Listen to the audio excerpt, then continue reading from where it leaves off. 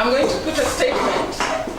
I'll put a statement on the slide, and you will react to that statement. But it's not. There's no right or wrong answer. It's what you think when you see the statement. So, if you agree with the statement, does everybody have their name card?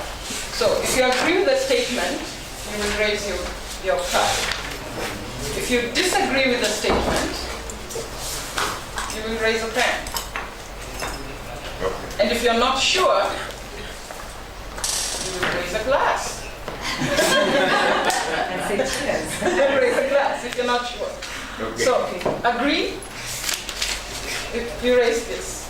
Disagree, pen, and if you're not sure, you raise the glass. Okay? So let's start. So statement 1. Mobilizing and channeling resources to communities is vital because they lack the capacity to deal with child poverty. Mobilizing and channeling resources to communities is vital because they lack the capacity to deal with child poverty. Do you agree with this statement? Do you disagree? Or you're not sure? How many people agree with the statement? Agree? Do you agree this much? Or do you agree that much? How many people agree with the statement? Okay. Disagree? Disagree, you raise a pen. Disagree. How many people are not sure? Cheers. Not sure. Okay, why do you agree? Let's hear from someone. Why do you agree? Why do you agree? Rama, you agree? Who else agreed? There was another person who agreed. Yes, was it you? Yeah. Rama, let's hear why you agree. Je suis d'accord avec ça parce que je vais prendre l'exemple du Sénégal où la communauté sénégalaise n'arrive pas à régler le problème de la pauvreté qui affecte surtout l'enfant sénégalais dans toutes les sphères de la société. C'est un peu le problème. Bien vrai que l'État est en train de faire des efforts, mais n'empêche, le problème demeure toujours. Alors, où se situe le problème? Ou bien est-ce que les politiques qui ont été élaborées sont adéquates? Ou il reste... où les politiques doivent être améliorées? Okay. Who disagrees? Disagrees? Both of you, why do you disagree? I disagree because I think communities have the capacity, some capacity to deal with child poverty. Mm-hmm. It's just that maybe they are not properly documented, mm-hmm. or they are specific to the particular communities, and mm-hmm. the perceptions of somebody from outside might be that they lack capacity because it is not particularly institutionalized. Okay, so you have a problem with the word capacity, saying that communities lack capacity. Others, do you agree? The ones who disagree, you share that? Yeah, I just want to add, I was part of the team which said we disagreed with the statement. I think the statement does not recognize the existence of indigenous capacity to address some of those issues. So it is actually paternalistic, telling people that, you know what, you lack this, let's show you how to do it, which I think is not the best way of handling development. Mm-hmm. Okay. Where do you stand? Do you agree, disagree, or you're not sure? Disagree. Disagree. Okay.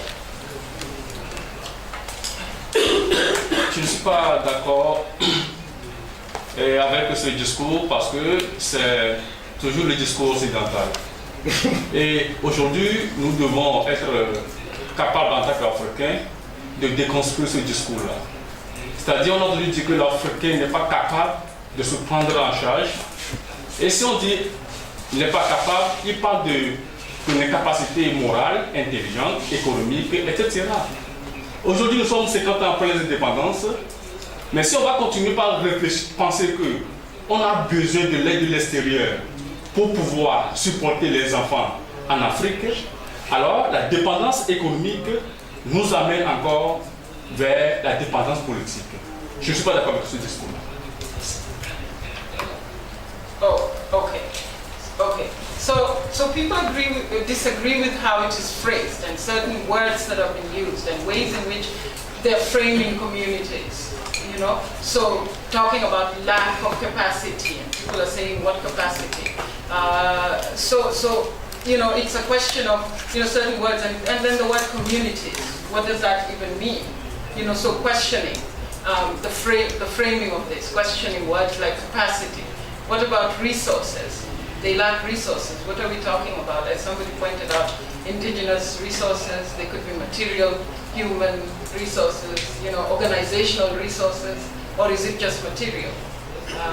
So the wording, the way it has been phrased, so there are ways, there are problematic things in how that has been stated.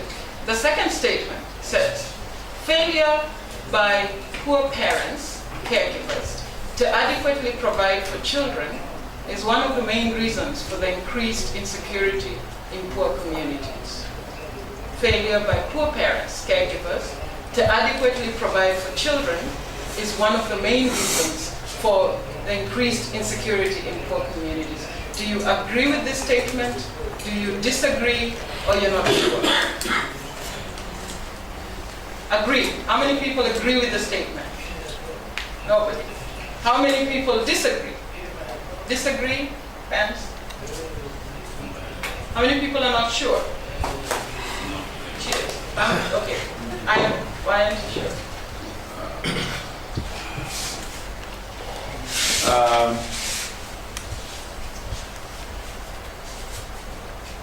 The provision, you know, we are not sure what really needs to be provided there.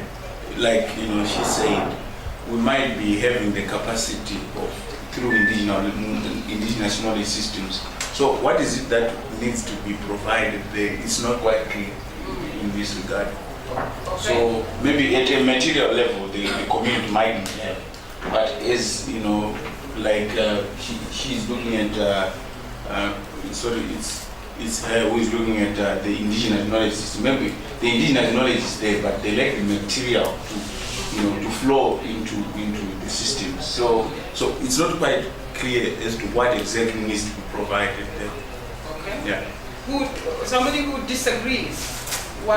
Somebody who disagrees. Why do you disagree? Disagree. Lydia. Well, I disagree because... sorry. I disagree with the statement because it's like saying poor parents have nothing to give to their children. We also have rich parents who don't really provide much, and their children are wayward, and there's a lot of insecurity in their neighborhood. So it's just kind of labeling poor people in a negative way. Okay.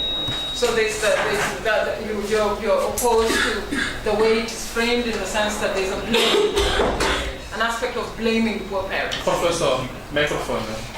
Yes. So you're opposed to the way it is framed in such a way that they're blaming poor parents. And Ivo has raised the point about adequately providing what, because there are some things that are being provided. Anybody has anything else to add to this? Or you think they've sufficiently said material? Oui, je suis également contre parce que j'estime que la sécurité n'est pas simplement une question, une responsabilité des parents. L'État aussi a un rôle à jouer pour assurer la sécurité des enfants. Donc, c'est la raison pour laquelle je suis pas totalement d'accord avec cette déclaration. Okay, so of course, a number of issues again raised here. The failure, there's an element of blame there, blaming, and that's very common. Again, blaming the poor.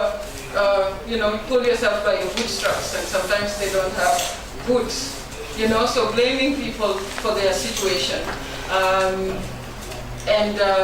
You know, increased insecurity, as Maturin pointed out. Where's the state as the duty bearer in all of this? So it's not just talking about the parents, but you know, there's a way to frame it. So you talk about the structural issues that place poor people in those material conditions. So the need for that. And finally, the third statement: orphans are uniquely disadvantaged and therefore deserve specially targeted provisioning in access to quality basic services such as health and education. Orphans are uniquely disadvantaged and therefore deserve specially targeted provisioning in access to quality basic services.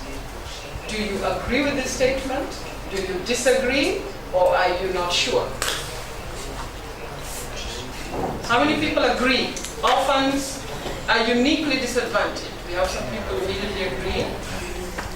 How many people disagree? Disagree with the statement? Disagree? Okay. I have some people disagreeing. Who's not sure? Not sure. Jacqueline, why aren't you sure? I was thinking of it in terms of my own study. Firstly, there's kind of the term orphan is a complicated term, and what do we mean by the term orphan? Because in my own study, I have children who are referred to as orphans because their parents have passed away, but they have grandmothers taking care of them. So, yeah, and they're as disadvantaged as the children in my study who have parents. Right. So it's a complicated term. Mm-hmm. Okay. That's why I'm unsure. And that's why you're not sure. Yeah. Okay. Who agrees? Who agreed? Here from someone who hasn't said anything. Cindy, you agree? Yes. Yeah. Oh, sorry. Cindy agrees. Okay. Merci. Bon, mais c'est vrai qu'il y a Ok. Are you okay with your... C'est vrai qu'il y a des contextes spécifiques dans lesquels le statement peut ne pas être vrai. Mais d'une manière générale, on peut effectivement être d'accord que les orphelins, par rapport à ceux qui sont avec leurs parents, ont besoin d'une attention particulière parce qu'ils ont un désavantage particulier, spécifique. Maintenant, ils n'ont pas seulement besoin de santé et d'éducation, ils ont aussi besoin d'autres formes d'attention qui assurent leur développement de manière générale. Okay. All right. So. So again, you know, here the point raised by Jacqueline, which is, you know, orphans. You know, the term is so, you know, there are all sorts of children who are called orphans, therefore are framed as vulnerable. And this takes us back to what we talked about, you know, conceptualization and how you conceptualize vulnerability. And so she raises an interesting point. Between what CD said and what Jacqueline said is where you begin to see, you know, the immediate reaction to orphans is to think, oh, they don't have parents, they're helpless, you know, it goes back to constructing, you know? But what Jacqueline then raises is, but you find some orphans who are being cared for. You know, it might be a caregiver who maybe has challenges, if it's a grandmother, sometimes who doesn't have a source of livelihood. That might also be a challenge, but there's some kind of care that they're getting. If we talk about, you know, that caregiving structure, the grandmother might not be have financial, you know, might not be able to provide materially for the child, but might be able to love them, to provide, you know, guidance and so on. So a lot of issues are raised. In other words, these things are complex. It's not, you don't just take it and say, and go with it and say, oh, but orphans are disadvantaged. You know, so the need to really think through, the need to, this is true for your research, this is true for programming, for policy and so forth. So these statements, and also the word deserve, orphans are uniquely disadvantaged and therefore deserve specially targeted provisioning. Again, that also brings in an issue of exceptionalism, which we will talk about in the lecture as well. So this exercise is an exercise that you use to question assumptions. It's sort of telling you that you need to question assumptions. You know, there are a lot of assumptions in these statements, and that's why you find everybody doesn't agree, because some people agree, some people disagree, some people are not sure, because there are a lot of assumptions underlying what is said. So when you read, when you do literature review, when you know, don't make assumptions, but question the assumptions that other people, you know, are making as well in their statements. So it's very good to question assumptions. Do you know the word "as"? And I mean "as" as in it's used as an American term to say, you know, foolish. Or stupid. Don't be an ass. Don't be foolish. So the point about this exercise is that we need to constantly question assumptions, because it is because we assume that we bypass the government. It is because we assume that we do not see the resources within the community, that we only look materially. It is because we assume that we take certain children to be more deserving than other groupings of children. It is, so all of these assumptions, it's very important to constantly question assumptions, and we should not assume, because when you assume, look up on the screen, when you assume, you make an ass of you and me. So you don't, so don't assume, don't make assumptions, but question, constantly question assumptions. So if we look at child social protection of vulnerability, social protection, we have to then first look at child poverty, and also we have to look at vulnerability. And it's important to look at what are the drivers of vulnerability, what are the things that underlie or underpin a vulnerability, especially vulnerability, child vulnerability. And the first driver is economic poverty, the material context in which they live, and the experience of household and community level shocks. So that has an effect on shaping or structuring child poverty. The other driver of child vulnerability is discriminatory sociocultural attitudes about age, and these intersect with gender, with ethnicity, with ability or disability, leading to social exclusion. So here we are talking about beyond the material context. So oftentimes when people talk about poverty, there is a tendency to just talk about, when people talk about vulnerability, there's a tendency to just say child poverty. But in fact, there's much more to it. You know, there are material aspects to it, but there are also and monetary aspects, but there are also non-monetary aspects to poverty. So discriminatory sociocultural attitudes about age. You know, we already talked about the adult gaze, the way children are conceptualized, and how that intersecting with gender, ethnicity, ability can lead to social exclusion, but social exclusion which can be even more accentuated for young people because of their positioning in social relations, as we said. So if you're a child who comes from an ethnic minority, then, you know, even within your own context, there are secondary levels of exclusion. So the other driver of vulnerability is harmful traditional or religious attitudes and practices. So you see that some of these are not necessarily monetary, and even can happen regardless of class, right? That can happen regardless of class. So it's not just about poor households, as someone pointed out. So harmful traditional or religious attitudes and practices can also be another driver of vulnerability. And we can give examples. People have examples. As a matter of fact, if you look at these drivers of vulnerability, think about your own research. you can already position certain people whose focus is more economic poverty, and others, Botobila is talking about discriminatory sociocultural attitudes. We will listen to her presentation, and it is around that much more. Of course, it can intersect them with gender, with class, and so on, to even make the situation, to accentuate the situation for her population.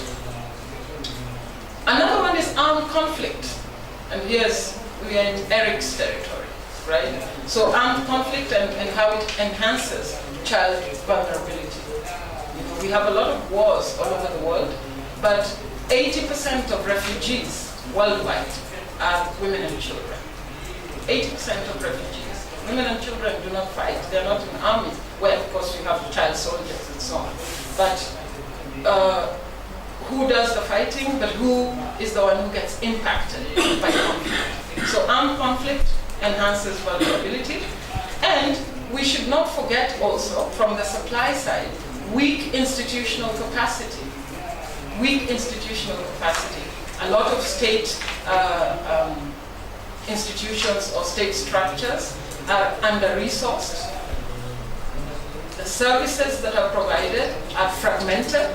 You do not have a holistic or a universal policy. You have, in many countries, with the exception of South Africa, and this is why you're very fortunate to have a presentation on the child support grant, and you'll hear all about it tomorrow. But in many countries, services for dealing with child vulnerability are fragmented. They're in many different ministries, and the government is playing a very small role. It's left to NGOs. There's a lot of overlap, duplication, lack of coordination among NGOs. NGOs are not accountable to people, they're accountable to donors. And so you find that it's a very messy situation that is, you know, the arena in which child vulnerability is being mitigated. And of course, the whole idea of donor dominance in funding and in programs. In many contexts, again, the funding comes from outside, it's not from within. But you will see that when you look at places like Latin America, you look at Mexico and Brazil, where they have established programs, social protection programs, that come from, the funding is from the domestic source, that they've grown very quickly. These programs are sustainable, they're reaching more and more people because the funding is from within. It's not, they're not depending on donor whims that can change depending on what's happening or that is not sustainable or that you cannot ensure for a long period of time. So why should we take a child-focused approach in social protection? Social protection is important for everyone. Or you could flip that question and say, why should we focus on child poverty? Poverty affects everybody. So why are we taking a very specific approach to looking at child poverty and therefore, of course, child social protection? It is because although poverty denies opportunities to people of all ages, childhood is a distinct life phase, critical for development. We've already talked about that. Professor Ibrahim talked about the early childhood phase and how that is critical, and how investments or lack of investments in the early stages has an impact on the life course. And so childhood is a very distinct life phase. It is critical for development, so it is important that we focus on childhood poverty. Children have a right to social protection. It is a right that is enshrined in international treaties, including the CRC. Many governments have domesticated this. They have their own children's acts and so forth. And children have a right to social protection and to have their interests pronounced in policy. So that's another reason why we should focus on that. Another very important reason, of course, is that children are not independent economic actors. They rely on the distribution of resources within their households or communities. So if you live in a community, if you live in an urban poor community, and the government says, this is illegal sport plant, and we are not, therefore the government has no obligation to provide schools or to provide hospitals, then that has an effect on the child. The child doesn't have a choice of moving anywhere because their welfare is linked to the welfare of the household or of the parents. So children are not independent economic actors. They rely on the distribution of resources within their households. Therefore, child-focused poverty measures and child-focused studies should provide information about this distribution. So when you are talking in your papers, it's important to keep that in mind.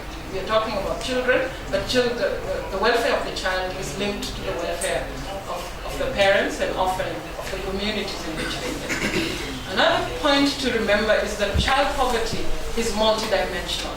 So you shouldn't just talk about child poverty as lack of monetary or material, just look at the material aspects. But that child poverty is multidimensional, and you should take a holistic look at well-being, not just beyond monetary aspects.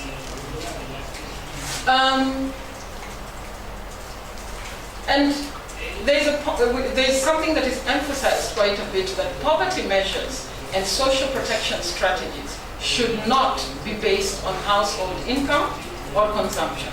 Why do you think this is the case?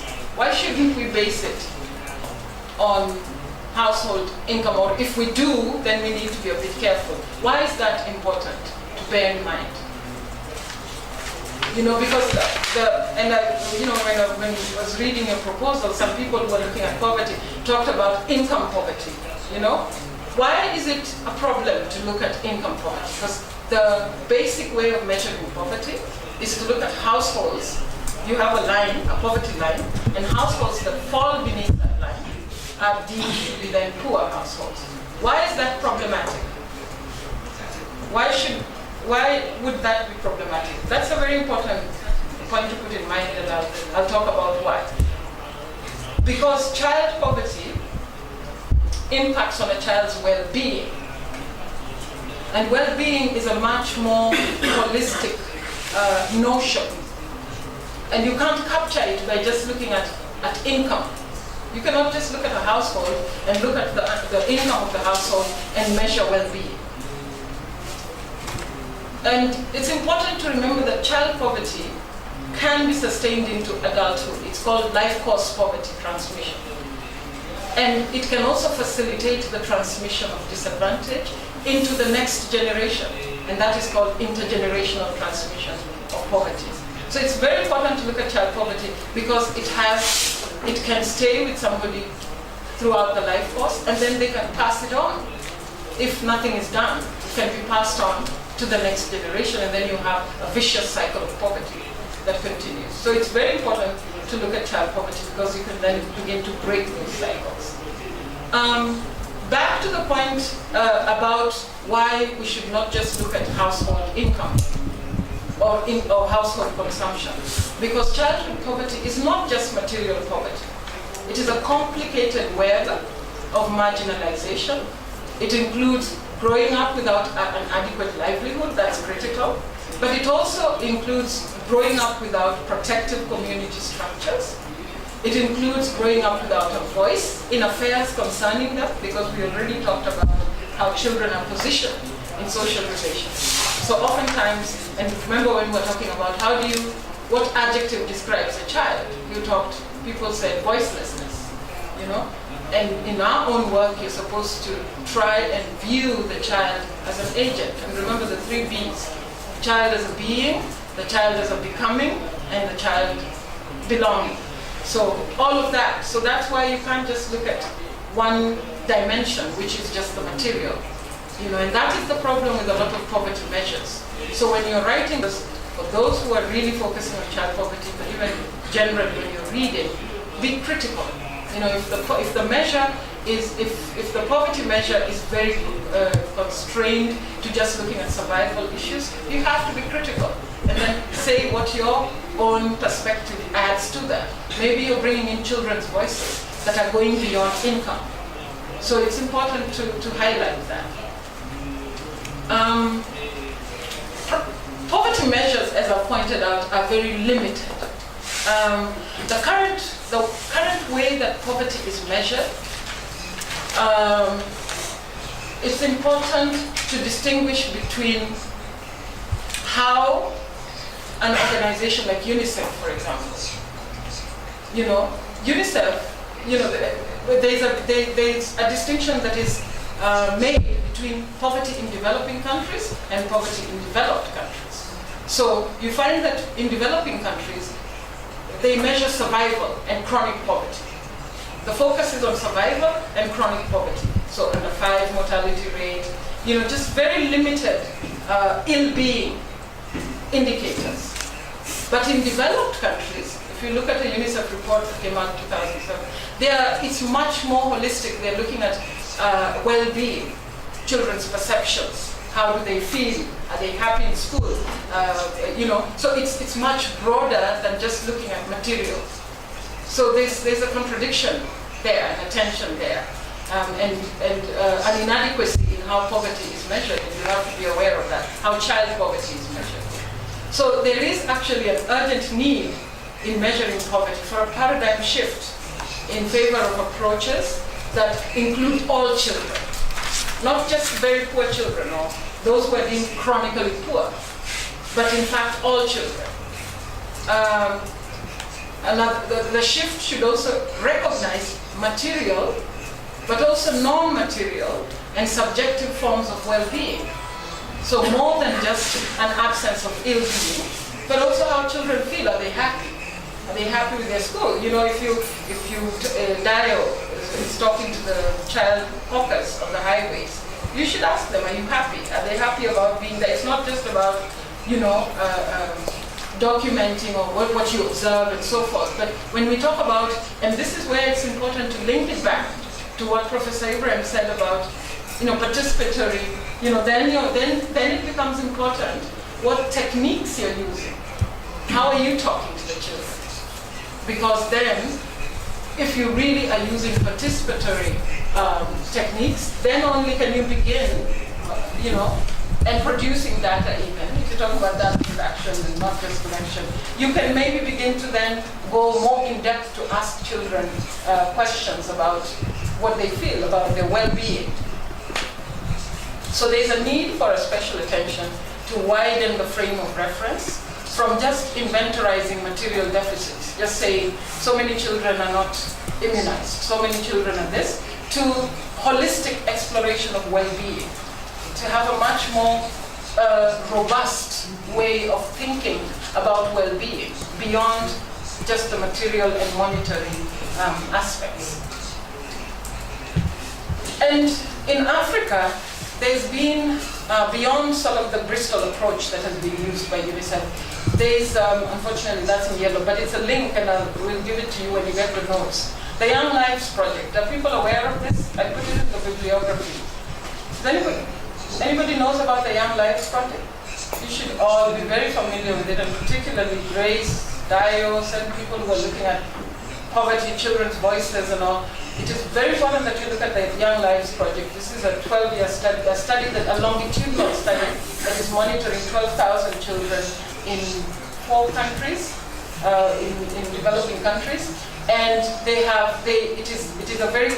take a multi-dimensional view of child poverty, so they go going beyond the traditional dimensions of income, lack of material goods, deprivations of education, health, hunger, protection. This is the sort of conventional way of looking at poverty. They go beyond that, and their aim is to develop what they call a holistic understanding of childhood poverty, its impacts on children's lives, including now their social, emotional, and psychological well-being, their life chances, and those of their families. So what are their aspirations? So going beyond just monetary concerns to actually taking a very holistic aspect. And here, one thing that really stands out is the subjective child-centered outcome measure that they use. And here, they're looking at perception, well-being, things that make a child happy or unhappy, likes and dislikes about their immediate environment, social capital, the time they spend playing with friends, who they can go with if they have a problem. Who can they go to? Do they have someone to talk to if they have problems? They look at issues of school and work, likes and dislikes about school, about work, about other activities and so forth. So it's quite a comprehensive and multidimensional way of looking at child poverty. However, as we said, you always bring a critical eye to it. You then have to look at critiques of it. So just because we say this is the Young Lives Project and it's doing this multidimensional thing, don't be satisfied with that. What are other people saying about it? How have people critiqued it? And the critiques about this is that they don't go far enough. Even the Young Lives Project, as comprehensive as it is, doesn't go far enough. They miss out on two key elements. One is childhood disability, and they also are not looking at violence against children. These are very critical issues that add, you can't talk about subjective well-being, happiness or unhappiness, if you're not dealing with issues of violence. Violence is very critical, but they don't, they've been critiqued for not going far enough.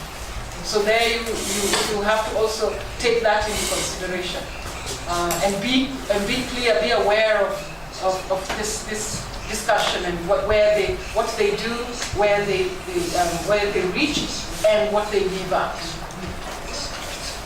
So you go, and if you go to their website, that link, you will find, voices of children, videos, capturing some of the methodologies that Professor Ibrahim talked about. So it's a really interesting project, and really adds a lot of richness to this discussion around child vulnerability and social protection. Yes, Rosa. Can you write it on the table? On the... Je viens de parler en anglais. Vous pourriez écrire l'adresse sur le tableau, comme ça vous pourrez la voir avant d'avoir les présentations. Okay. Yes, after the presentation. Don't go there now. Let's finish. Thank you. Don't go there now. Let's finish this first. But certainly, yes. Okay. So, what then is, so that is child poverty. This is all child poverty. And remember what I said at the beginning, that we've talked about constructions of childhood. And then when you look at things like poverty, vulnerability, all these drivers of vulnerability, these are things that intersect to deconstruct childhood. And then social protection, which is a key theme of this institute, is how we then reconstruct childhood. How do we then, reconstruct childhood after looking at, the way, we know how childhood is constructed. We see how it is deconstructed when, when generation or age interacts with, a whole range of issues within the socio-cultural context, including HIV/AIDS, including conflict in the case of someone like Eric, including material well-being in some other cases, interacting with many other things to deconstruct childhood. So then we keep telling you that you have to have a social protection aspect to your paper. So what is social protection? Social protection are all initiatives that address poverty, vulnerability, and protect against livelihood risk throughout the life cycle. And such actions usually state social protection. So when we listen to Rama's presentation, she is looking at social protection in Senegal. Much more broadly, she's looking at what the state is doing. But, so typically, these initiatives would be, of course, put forth by, public services that are put forth by the government. So Professor Ibrahim will talk about what the South African government is doing with regard to dealing with child vulnerability. But such actions may be conducted in tandem with private initiatives. So it's not always public. They are private initiatives or informal, individual, or community initiatives. So social protection interventions include, what's done public, what the government does, state intervention, but sometimes they also are done in tandem or in the absence of. In some contexts, the state is not doing anything. So then NGOs are fill that developmental space that the state has left. Or the state is doing something, but it's not enough. So then you have private initiatives or informal community initiatives that come to try and fill this gap that has been left by the inadequacies or incapacity of the state. Social protection, you have to bear in mind that social protection strengthens the social contract between the state and the citizens. It strengthens our contract. People are able to then hold the state to account. And strengthening this relationship means we must focus on new forms of participation, responsiveness, accountability. And this means that the beneficiaries have to be actively involved. They have to be part and parcel of the process. They have to be actively involved. So they are not just targets. And Devereux and Sabates Wheeler put forth, there are many definitions. But this, for example, that definition of use is put out by Devereux and Sabates Wheeler. This is also in the bibliography, these authors. But he's quoted a lot, the two of them are quoted a lot, as putting forth, or at least operationalizing social protection. And they say that there are four distinct types of interventions, of social protection programs. The first one is protective social protection interventions. Then you have preventive. Then you have promotive. And then you have transformative, which is the highest form. And we'll talk about them in just 1 minute. How do you distinguish between these ones? So, protective social protection are basic safety net measures. So, for example, cash transfers, including pensions that you give to senior citizens. A lot of countries have put in place social pension programs for people of a certain age. So once you reach a certain age, you automatically get this. It's very interesting. Professor Azina will talk to us about the child support grant in South Africa. But very interesting research has come up showing that in countries where the government has instituted a social pension program for old age, houses where there is a pension, there are studies that have been done in both Latin America and in Africa. And these studies show that in houses where they are pensioners, children have better nutrition, they go to school, so that amount is supposed to be for the pensioner, but in fact it has a multiplier effect within the household, which shows you the importance of these kinds of programs. So pensions, child benefits, food transfers, fee waivers. Certain households don't have to pay, say, school fees or a hospital, school subsidies, so sometimes they subsidize schools so that, the schools are able to have the equipment, teaching, learning. Scholarships for children to attend school, because you know that despite the fact that in many countries have declared quote-unquote free primary education, that free is not really free. That there's tuition free, but there are many costs associated with schooling that make it impossible. And so, these scholarships are very helpful in that sense. School feeding, very critical. Many children who go to school because there's a meal there. And so that really enhances participation in school, keeps the children in school. And there's a lot of research around school feeding that shows how much of an impact it has had on child vulnerability and on keeping children in school. Conditional cash transfer programs. This is an example of the program we'll hear about tomorrow from Professor Hassan. These are cash transfers that are given to certain households. So you have conditional and unconditional cash transfers. Conditional cash transfers tend to be given in middle-income countries like South Africa and the countries in Latin America. They give conditional cash transfers. What does that mean? It means that a household is given a cash every month on condition that their child goes to school for a certain percentage of time, on condition that in Latin America you have a program called Oportunidades where it's on condition that the child attends school for, I think it's like 80-something%. They have to maintain that attendance, on condition that the whole family goes to the health clinic. So there are certain conditionalities that you have to fulfill. And there are interesting debates around that. Should you have conditionalities, or should you not? What does that mean?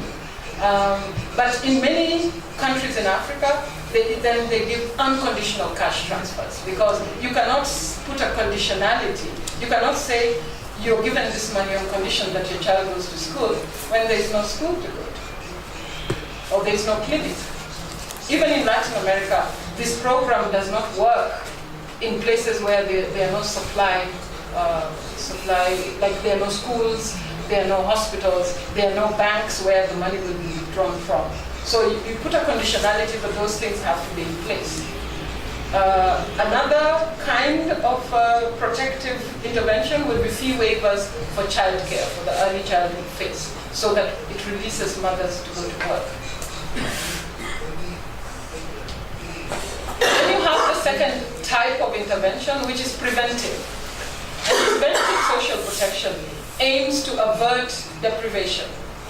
So here you have health insurance or subsidized risk pooling. And when you say risk pooling, again, you have in a number of contexts. In many countries, you do not have universal health care. And so what happens is people pool resources. You have groups coming together and they pool resources because healthcare can completely deplete a family's resources.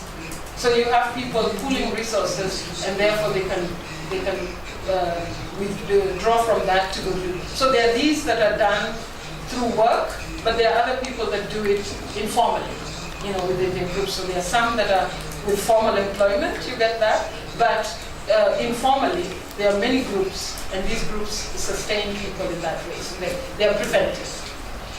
And then you have the third one, which is promotive. And this type of intervention enhances incomes and capabilities. So here you have agricultural input to farmers, for example. You have public work schemes. So food for work programs, where poor families can go and work in exchange for food. They're given, sort of grain or something. Those kinds of programs are also critiqued because, for example, women who are, or people who are ill, or women who are pregnant or children cannot work. I mean, it requires that you be, in good health to be able to do that. So public work schemes, but they do help. They are very effective. In India, you have one of the largest public work scheme.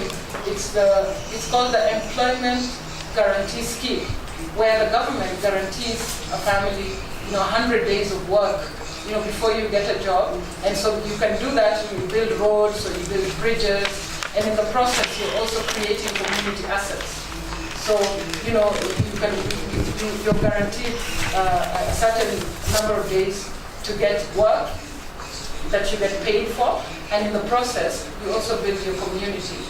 And this, you see the things in blue, I forgot to tell you, I'll just go back quickly to show you.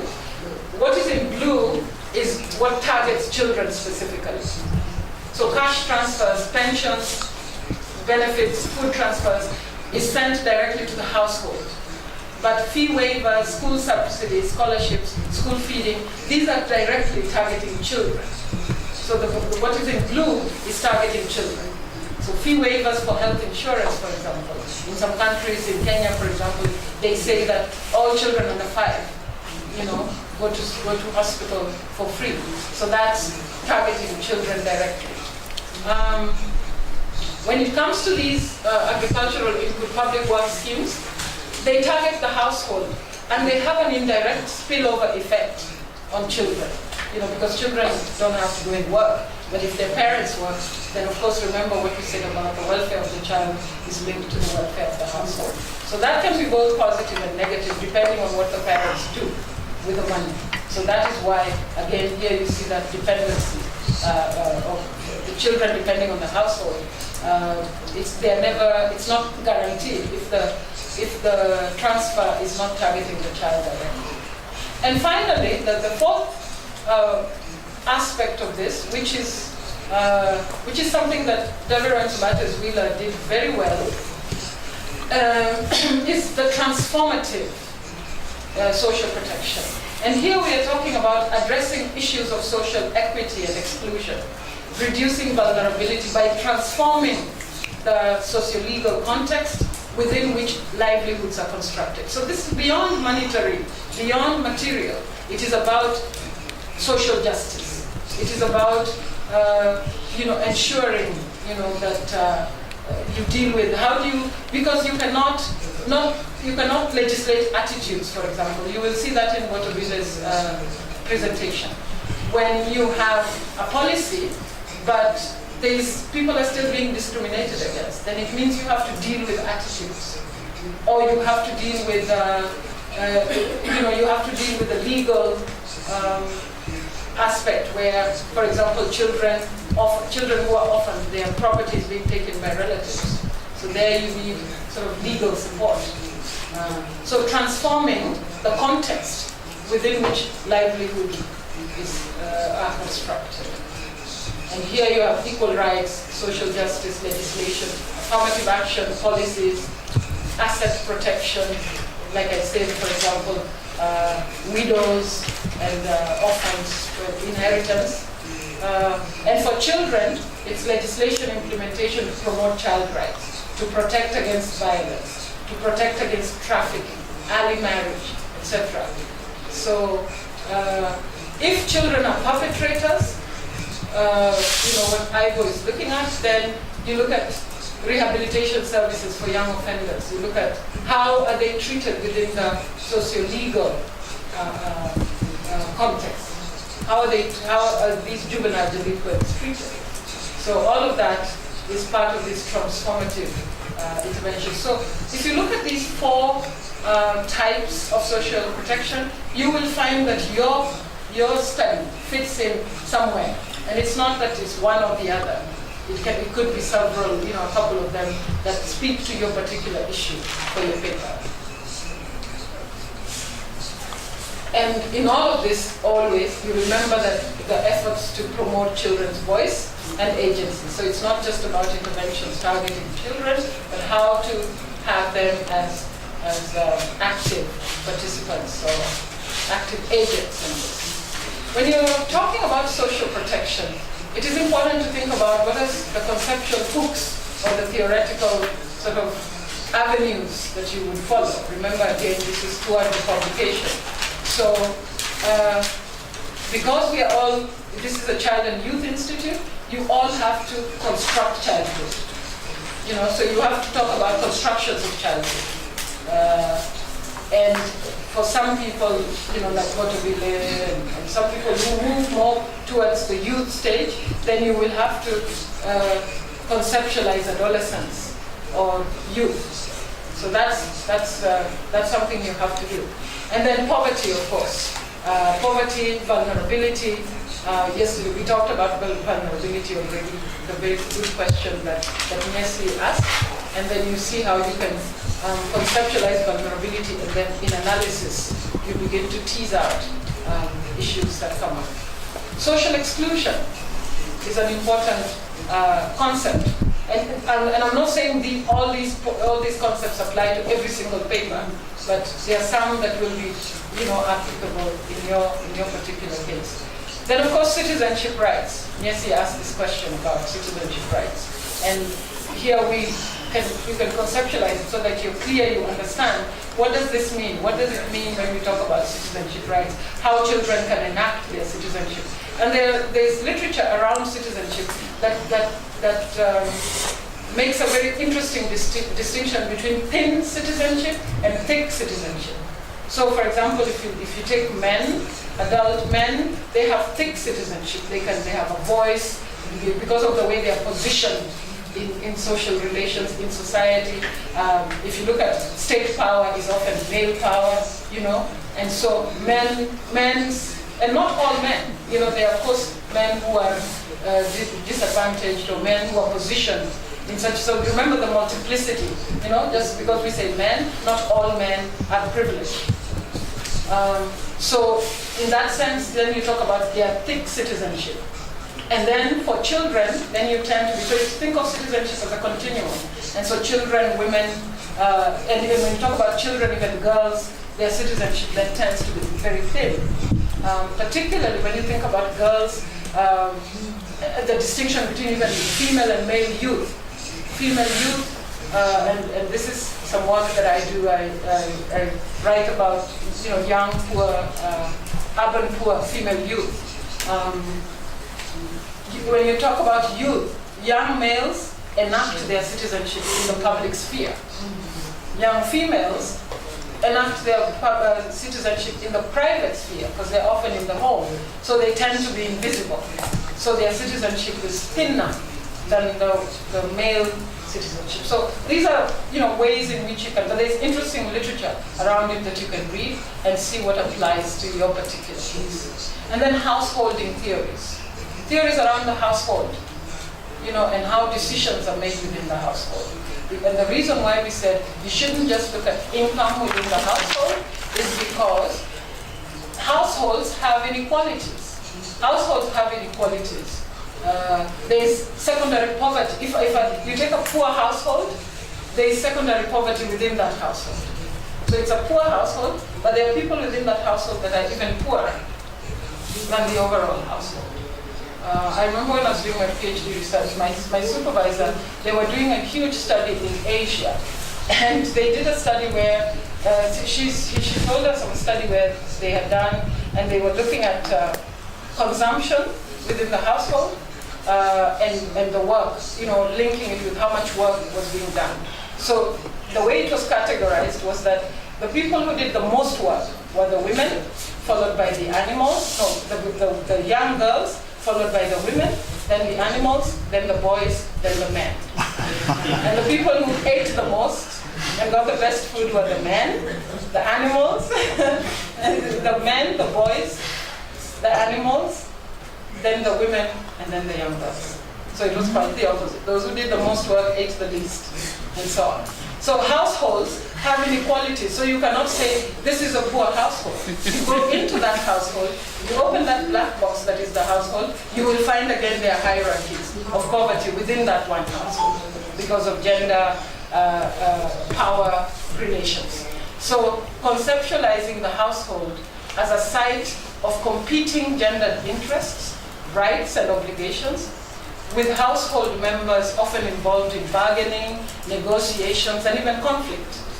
So that's, you know, might be another route that somebody, depending on your paper, that you take.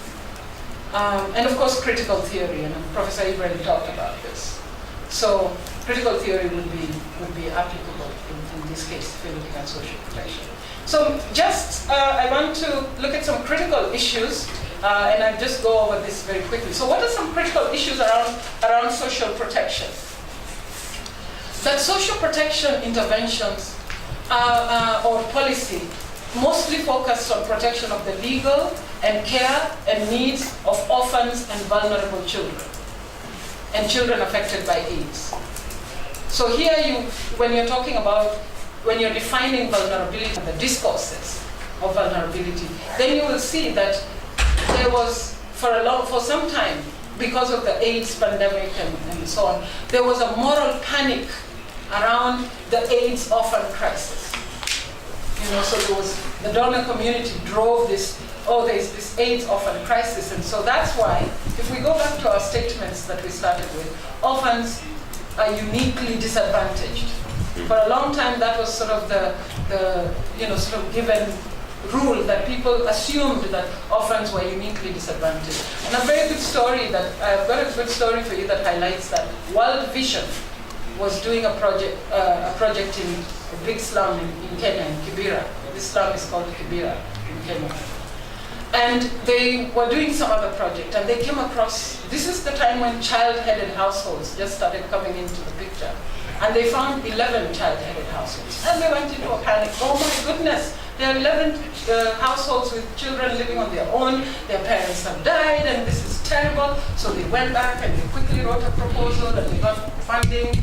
And they came back and looked after these children. It was a 2-year project. So they bought them uniform and backpacks and took care of them and so on. But what they didn't do was they didn't really look at is how the community was actually helping these children. You know, they had not looked at the community support system, so that providing and resources that we were talking about to start with. So actually the community was supporting these children. So what happened is, when World Vision came, completely did not ask questions, did not look at what were the support structures. They just came in. So suddenly these children had clothes, they had food, better clothes than the neighbor, you know, than the children within the neighborhood. So people withdrew. So nobody was checking on them. They were living on their own, but in fact the community was supporting them. So the community withdrew, or the community members or their neighbors and so on withdrew, and people said, oh, you know, why, you know, somebody would ask, so did you check on them today? Oh, those are World Vision children. So what happened after 2 years? The project cycle came to an end, and World Vision went away. Children went back to a worse position than before World Vision. So this is what happened around this moral panic around AIDS orphans. And before you say orphans are, you know, deserving, then it's about intervening appropriately. It's about defining vulnerability in a holistic way that recognizes all of what is around a particular group of children. Most international NGOs and even the UNICEF framework state that community is the main agent of implementation of interventions. The question is, what are the underlying assumptions made about community? So, you know, when you read that, you don't just assume, but ask questions. What assumptions are they making about community? Who is community, and what assumptions are they making here? And you know, in your presentation, you could maybe tease out that, because Professor Ibrahim, because she also does some very interesting work around that. So the current shift, there's a current shift where the focus has moved to acknowledging that children are embedded in family and community systems. So as opposed to the story I just told you, now there's been a shift where there's a recognition that children are actually embedded within family and community systems. And this is, you know, it was an interesting kind of,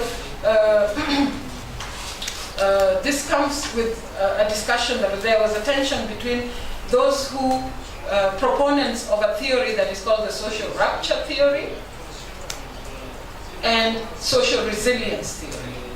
So the proponents of the social rupture theory were people who said, with all this AIDS orphan crisis, they said that the extended family system in Africa has ruptured. It is no more, you know, and that's also, you know, something you can talk to, because you talk about Ubuntu and what has happened to it all. But there was that sort of monolithic statement to say that the extended family has ruptured. And this is why they were bringing in a lot of interventions to say, you know, just focus on the child without looking at the child as embedded in family and community systems. So the social rupture theory is that the extended family is, and then the opposite of that is the social or household resilience theory. And here, they maintain that no, the extended safety net has not ruptured. It is stretched. Yes, it is stretched. And in fact, in some cases, it even has holes. But you need to patch those holes. It's not about it has ruptured, so now there's nothing there. But it is stretched, but it remains robust. And the family is still the frontline responder to child vulnerability. JALICA is the Joint Learning Initiative for Children Affected by AIDS, and it's a consortium that did studies in East and Southern Africa, which, as you know, is the area that is most affected. And they did a number of studies, and in 2009 they put out a publication which is also available online. And in that study, they said that over 90% of care to vulnerable children is given in familiar and enriching context. In other words, what the Jalaika findings revealed was that despite the millions and millions of shillings, of dollars that had been channeled to the AIDS orphan crisis, in fact, only 10% of children were reached. 90% are cared for within families, and the family and community structure, the extended family structure. So yesterday I made reference to Abebe and Ase. Was it you? I told you. Yeah, look at the bio. I think I told you. They have come up with a very interesting continuum of household capacity. They say that you can't just say the household is incapacitated. That is too simplistic. And in their study in Ethiopia, they found that you can't talk about the household as if it's a monolithic. What they found in this particular context, in the research context, is that there were 4 types of household capacity. So it ranged from rupturing. So go back to the theory of the household or the extended family system has ruptured. They said there are households that are rupturing. They are rupturing. These are chronically poor and destitute, typically child or grandparent headed, and they need a lot of external support. So these are households that are failing to cope. They are rupturing. So you can't say, oh, everybody is rupturing. And then they found another type of household which they call transient households. And transient households exhibit relative poverty. They may rupture, but they have some family support. So they would also need fairly strong external support.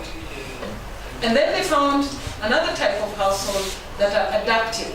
These households are well functioning, they have relative economic security, and they need minimal external support. And then they found households that were capable, that were coping.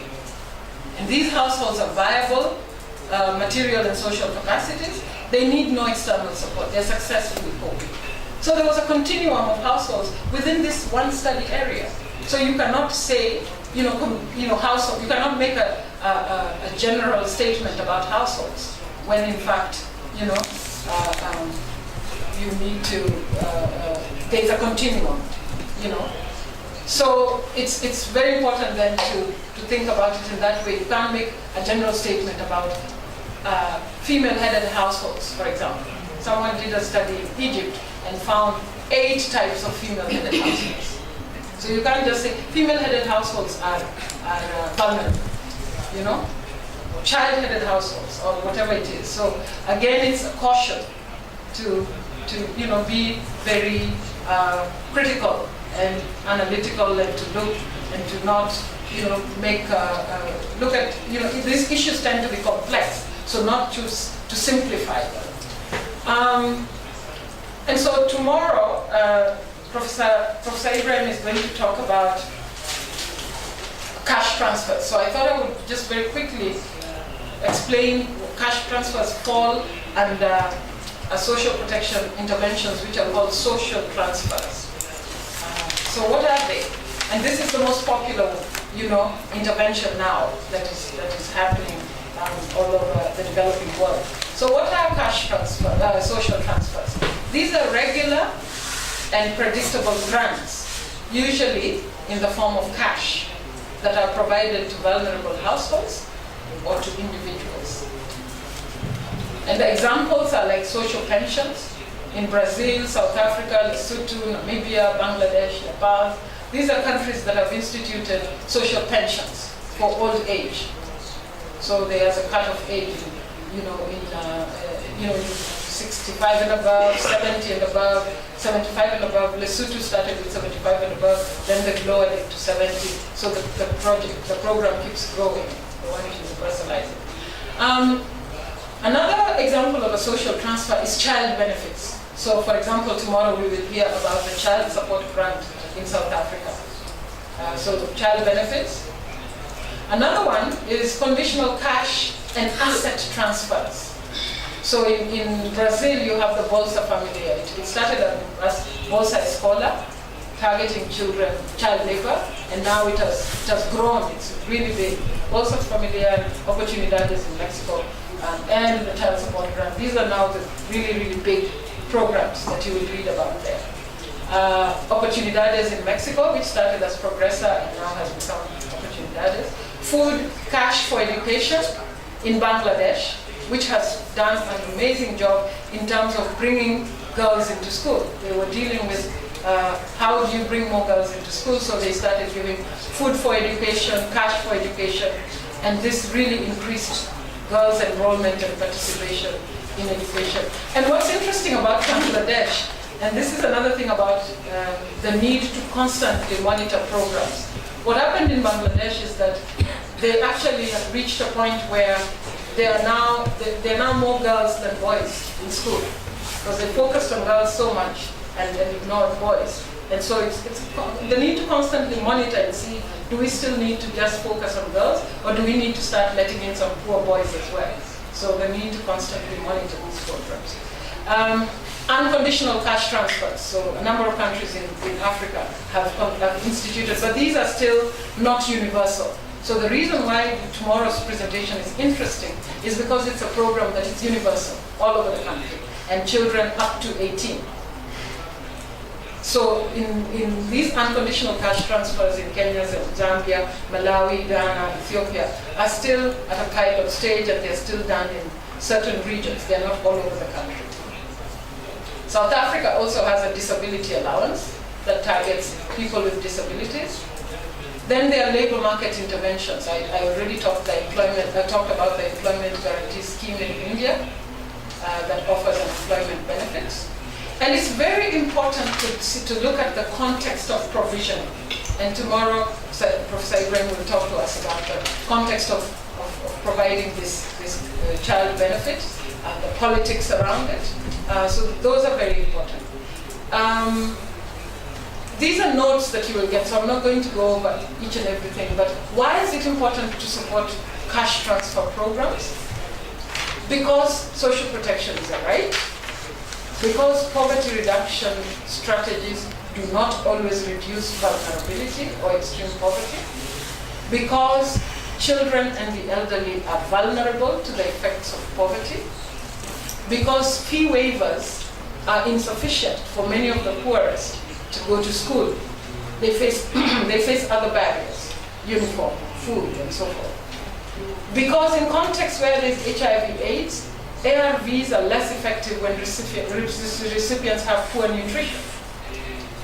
So the government provides ARVs. That's not good enough, because if you don't have, proper nutrition, so you need the cash to buy food so that you're able to eat it. The ARVs will be then more effective. And so the emerging consensus is that protecting vulnerable populations, including children, requires public provision of an expanded safety net. And that's what we are going to be looking at tomorrow, is a safety net, an expanded safety net. And these kinds of programs help in enhancing family and community capital, as we will hear. And in a market economy, families need cash. It's a flexible package of benefits. It gives them a choice. If you give them food, maybe that's not what they need. Sometimes they sell it because that's not what they need. But with cash, they can then make a choice and prioritize. If they have no cash, what are the options? Vulnerability is often exacerbated. They take on more risk, sex work, scavenging, begging, hawking for children. They sell vital assets, and that means that they are more vulnerable. Sometimes people get into criminal activity, young, especially youth. It is called subversive entrepreneurship. Subversive entrepreneurship. So, if they don't have cash, then sometimes they resort to that. And children forego education. Children are often used as a risk coping strategy when people don't have cash. So cash transfers are a viable option. They enable access to social services. They're used for transport, for ARV-related costs. They also crowd in care for children, as well as investment in their future. In other words, people are more willing to take on orphans and other vulnerable children if there is a support. It's a form of support from the government. It extends the family, the informal safety net. So if you're going to take on more children, because remember, when a household takes an AIDS orphan into their home, if you have 3 children and then your brother passes away and his wife and they leave 4 children, you bring them in, suddenly you have 7. The quality of these children's lives also goes down, because from 3 now they're 7 in terms of not just material but care and psychosocial support and all of that. Cash also contributes to women's empowerment and may help them to be able to increase their bargaining power. But it's important to be very cautious, because sometimes, depending on how the project is structured, it can also add to women's burdens, So it's very important to kind of be very critical. And by giving out cash, it has indirect multiplier benefits for secondary beneficiaries. In other words, if you give food, people consume that. But if you give cash, they will go and use it, and the local economy then will thrive. So it boosts the local economy, because people then go out and spend the cash. So, and cash transfers are affordable. They are very affordable. A lot of studies have shown that they are not expensive, they are affordable. Bolsa Familiar in Brazil is only 0.4% of GDP, and it covers 8 million families. Oportunidades in Mexico, 0.32 of the GDP, and it has now reached over 4 million families. So they are affordable, they are not, and these are examples of how you compare that, the cost of the program in different countries. So they are quite affordable, they are less than 2.5% of GDP. These are notes that you will get, but I want to just, I'm going to skip some of these slides. In this slide, I just want to point out one thing, which is that it is important for cash transfer programs to work, and as you'll see tomorrow, for there to be political will. Because sustainability is built in, affordability, and the government has to be on board for it to work. In Lesotho, when they instituted the pension scheme in 2004, the World Bank said, don't do it. You can't afford it, don't do it. The World Bank completely discouraged it. The government insisted, and now the World Bank uses it as a shining example of what a government which has political will can do. I remember in the Netherlands, I was attending a conference, and a person from the World Bank came, and they were going on and on about Lesotho. Oh, they have this wonderful pension scheme and this and that. And I said, but when this was instituted, the World Bank was against it. Of course, he said, well, I hadn't joined the bank there. Then I think he was dodging the question. But it's also important in social protection to intervene appropriately when it comes to social protection for children. And the reason I have to point this out is because when you think about children, the reason why we go back to Jackie's point about orphans, as much as there's a lot around the term orphans, but you also have to think about the wider population of children. So if you just target orphans, if you say orphans are uniquely disadvantaged, think about a context where that has been devastated by HIV/AIDS. You have children living with AIDS, children who are infected themselves now. Then you have orphans. Then you have children living with sick caregivers. So children whose parents or caregivers are dying or have HIV. Then you have children fostered into families. Then you have children in households that foster. So, you know, if your household suddenly has 4 more children, there's, you know, there are issues within that household as well. And then you have all children in communities affected by HIV/AIDS because the teachers are dying, you know, it has a multiplier effect. And you have all children and families in extremely poor and excluded communities. So you can't say orphans are uniquely disadvantaged. Because there might be some people who actually in a 2-parent family that are even more disadvantaged. So this means it's very important to intervene appropriately, you know, and not just pick one category like orphans and say these ones are uniquely disadvantaged. So you can see here that when you start to operationalize it or open it up, then you see that there are very many constituencies of children. And those will be notes, so I don't want to go over the transformative social protection because we talked about that. And these are principles of child-sensitive social protection. You know, it's important to intervene as early as possible. It's important to deal with public attitudes. It's important to consider the age and gender-specific vulnerability. So these are things I've already talked about. So they are in the notes, but I'm just pointing out to you.